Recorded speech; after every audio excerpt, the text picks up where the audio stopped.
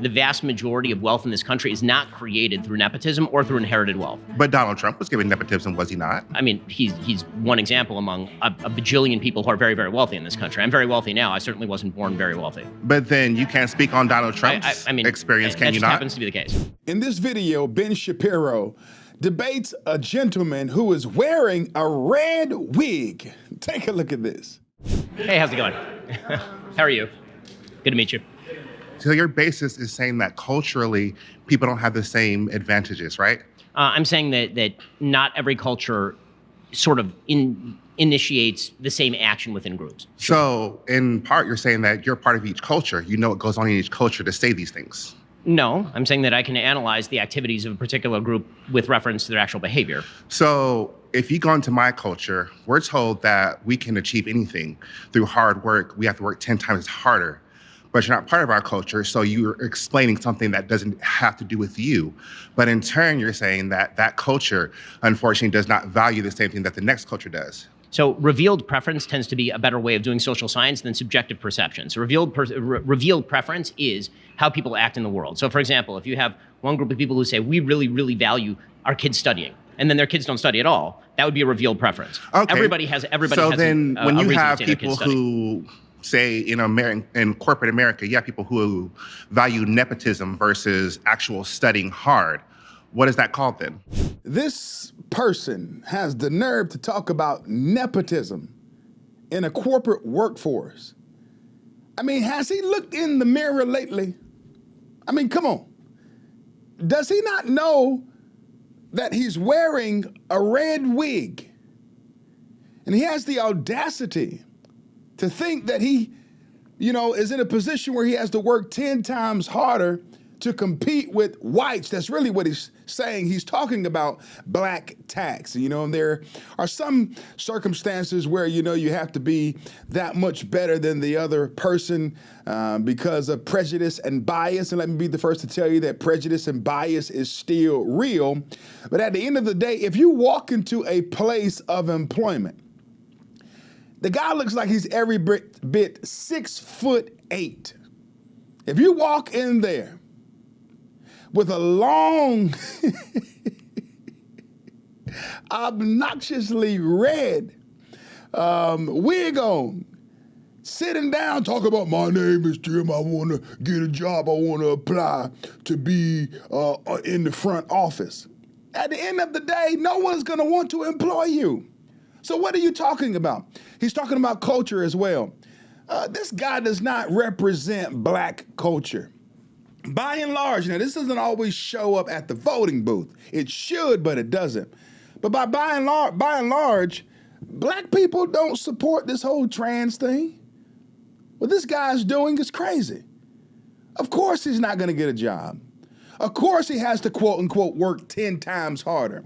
Of course he turns in resumes and people look at him and say in their head while he's filling out the resume, this Negro, this ninja is not gonna get this job. I'm gonna act like I'm going to interview him and listen to what he has to say with his deep voice.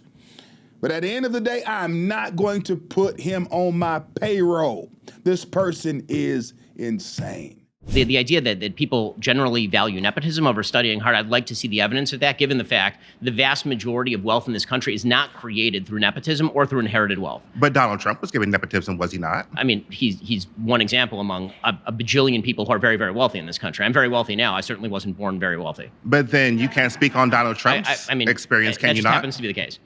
Okay, I mean, you can laugh at my particular history, but I grew up in an 1,100 square foot home in Burbank, California, with 4 siblings in 1 bedroom. In Burbank, hold on. Sorry, go ahead. In Burbank, I'm sorry, but in Burbank versus growing up in South Central, being told that you have to excel 10 times harder than the next person, but then you're not part of the culture, to say that you can actually come to these disparities is kind of farsighted. The idea that you have to work 10 times harder. Now, how can he talk about someone else's lived experiences and how, you don't know someone else's lived experiences, but yet and still Ben is saying that, hey man, I didn't grow up wealthy. I lived in an 1,100 square foot home in Burbank, California, but he disregards that. That doesn't make any sense.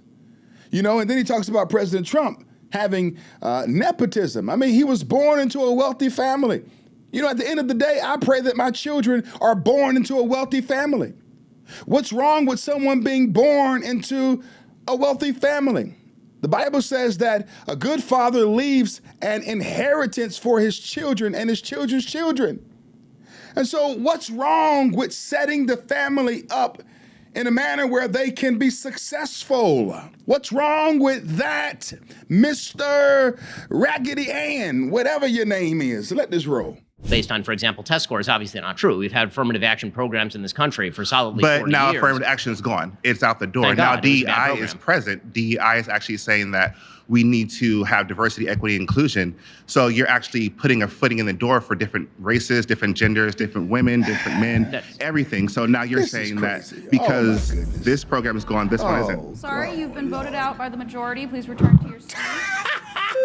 Hold up, wait a minute. They voted him out because he wasn't saying anything. He wasn't saying a thing. What is he talking about? Then he jumps to DEI.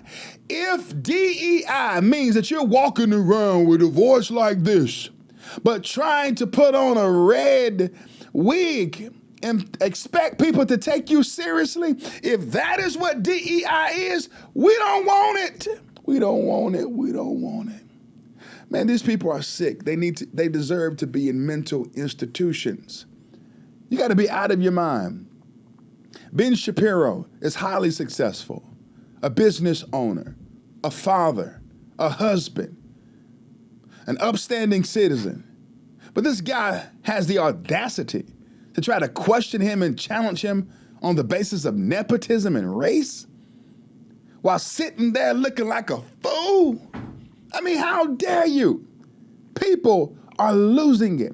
And this is what happens when you get diversity, equity, and inclusion. It started off with diversity, doing what's best for the minorities.